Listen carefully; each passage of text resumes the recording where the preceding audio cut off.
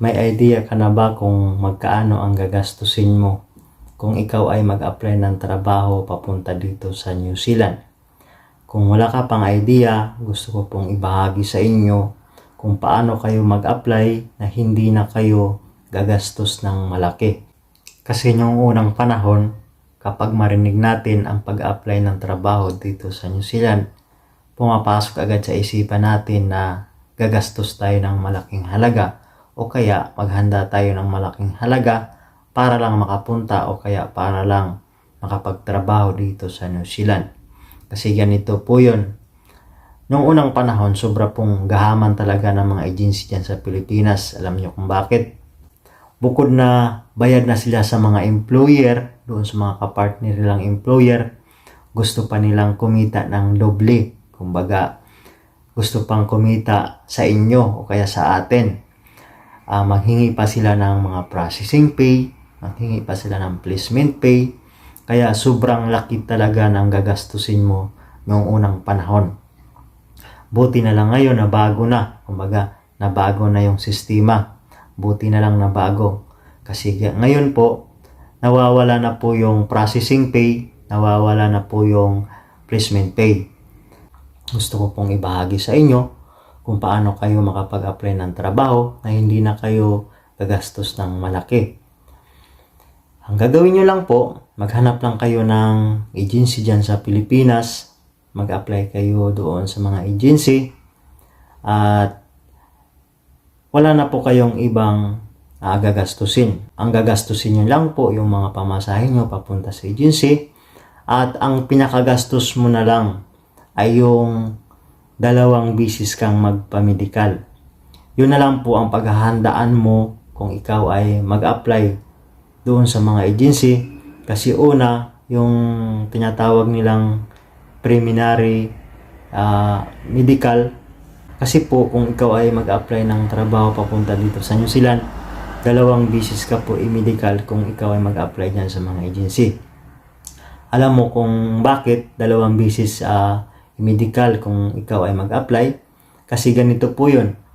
Ang agency, sinisigurado nila yung i-recommend nila doon sa employer na kapartner nila ay wala pong hadlang kung sakaling makapasa sa interview.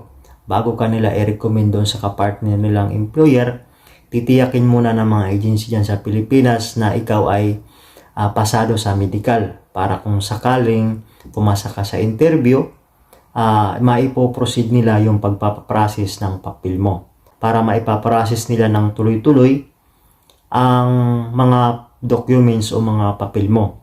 Kasi ang kasunod po ng medical ay yun na po yung pag-a-apply ng visa sa immigration dito para mabigyan ka ng visa para ikaw ay makapunta dito sa New Zealand. Kaya yung pangalawang medical, yun na po yung requirements sa pag-a-apply ng visa dito. Kaya kung pumasa ka po sa pangalawang medical at sigurado naman talaga na papasa ka kasi may unang medical ka na nakaraan, ay sigurado makapagtrabaho ka dito sa New Zealand. Tama, dito sa New Zealand, malaki po ang mga gastusin. Kasi po dito po sa New Zealand, sa totoo lang, malaki talaga po ang sahod mo. Kahit sabihin natin na malaki ang gagastusin mo dito, o kaya malaki din ang gastusin dito, pero yung pinakakita mo malaki pa rin doon sa mga pinanggalingan ko. Umaga doon sa mga ibang mga bansa na pinanggalingan mo. Kasi bukod doon sa mga nakabayad ka na ng mga bayarin, magkaroon ka pa ng sasakyan mo, magkaroon ka ng sariling kwarto mo, yung matira noon sa sahod mo malaki pa rin kaysa ikumpara mo doon sa mga ibang bansa. Kaya dito, maganda, kaya masasabi kong maganda dito kasi po magagawa mo yung lahat ng gusto mo. Kasi dito po, wala pong pakialamanan ang tao dito. Kung anong gusto mo sa buhay mo, gawin mo kasi dito free kang gumawa ng mga bagay, basta wag ka lang gumawa ng masama. Apply lang po kayo sa mga agency. Malay natin, makakapasa kayo at makakapunta kayo dito.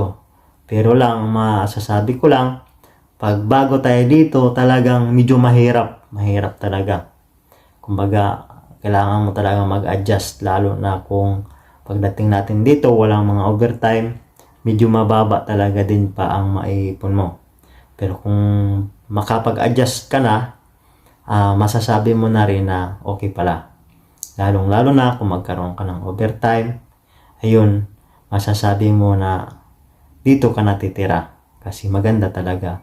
Kumbaga, hindi magulo, maganda yung kapaligiran, at maganda yung magiging kinabukasan mo. Kaya, good luck sa inyo. Maraming salamat.